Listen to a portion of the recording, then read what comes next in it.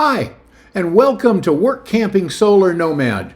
Today, I'm going to show you a RV solar system that would allow you to sit in the middle of the desert, run your air conditioners to stay cool, and be comfortable without an electric hookup.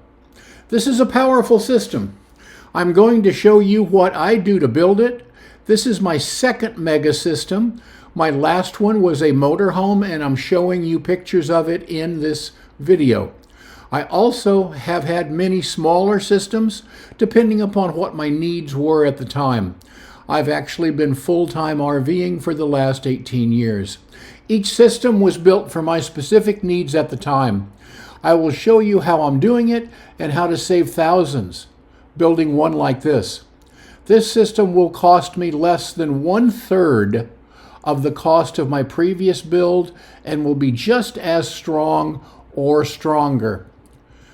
I'm doing this video in still picture form, not moving video.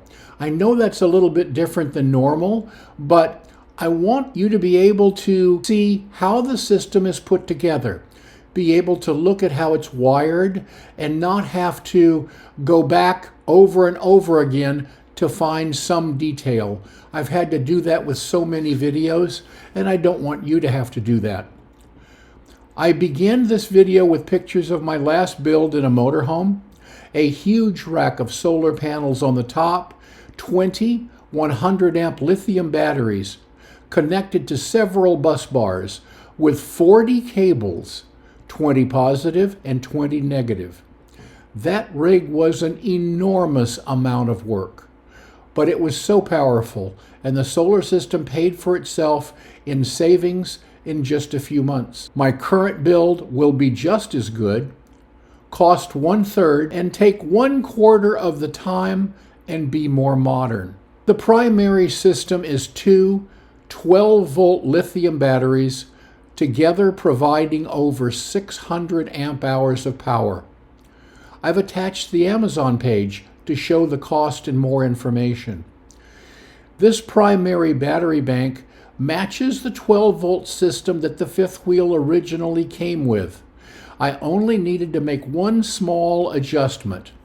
The Progressive Industries converter charges batteries at approximately 13.6 volts, which is perfect for lead acid. However, lithium should be charged at 14.6, give or take a point or two.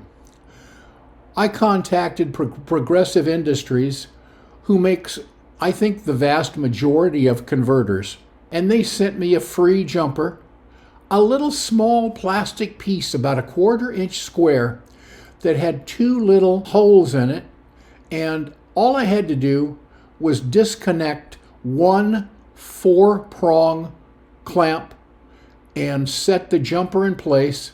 It took me 5 minutes. And 5 minutes later, my charging system was charging at 14.6. The secondary bank is a 48-volt bank using four 48-volt server rack batteries. I chose these batteries after months of research. I wanted dual positive and negative posts. I wanted a screen I could read on each battery that I could ask it different things like state of charge, how many amps are coming in, how many amps are going out. There's 30 things I can find on these screens. I wanted each battery to have its own Bluetooth, so that way I could monitor each battery separately, and since I've networked them together, I can also monitor them as one unit. When I was researching batteries, I contacted several companies, and the Texex company, the one that I got these batteries from, were very responsive to my questions, and I normally had answers the same day. My previous build, as I'd mentioned earlier, had 20 batteries. That was 40 cables that had to be cut, sized, terminals applied to, and shrink wrapped and ready to go. It took hours and hours of work and lots of money because the heavier wiring is required for 12 volt. It took as long to create those cables as it did to actually mount the rest of that solar system. Now, this system that I'm putting in now, has 8 cables, and the cables came with it, and the terminals were already on them. So the cables that go from the battery to the inverter came with the batteries at no extra charge. The cables that go battery to battery so that the batteries can communicate with each other, they came with no charge. I want simplicity, I want it easy, I want it powerful, and I want it to give me ultimate comfort. I've been planning on this video now for about a week, and 2 nights ago, the snowstorm, ice storm hit Texas, and the temperatures outside got lows of 2 degrees, 4 degrees.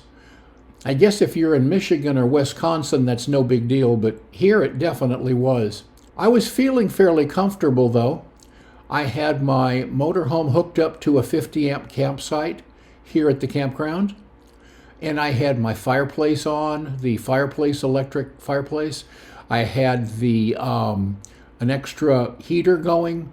I had the propane heater going, and I had a propane heater going into the basement also. And I felt very comfortable with that. Well, about 2 o'clock in the morning while I was asleep, a blackout happened. The electricity went off, and I didn't know it. So the batteries had to take over the whole load of the electric fireplace, electricity to the propane heater in the furnace, the extra heaters. When I woke up in the morning, it was about 65 degrees, 70 degrees, nice and comfortable inside the RV when it was about 10 degrees outside. I realized that the electricity had turned off and that the batteries had been heating for about 5.5 hours. And I still had 60% charge on the batteries. I felt very good about that. Now, I'm not an electrician, an RV technician, a solar technician or professional of any kind. I make no claim that my way of building these projects are correct. I just know that as a layperson who has lived off-grid for several years of his life and depended on these systems, that this works for me. Let me also let you know that I'm not sponsored by these batteries. In fact, I have no sponsors. And I want to be able to share the 3 parts of this build: the batteries, the inverter, and the solar panels going on the roof. So I hope you subscribe. I would love to be able to walk you through any of this. And feel very free if you have questions that I could somehow help answer.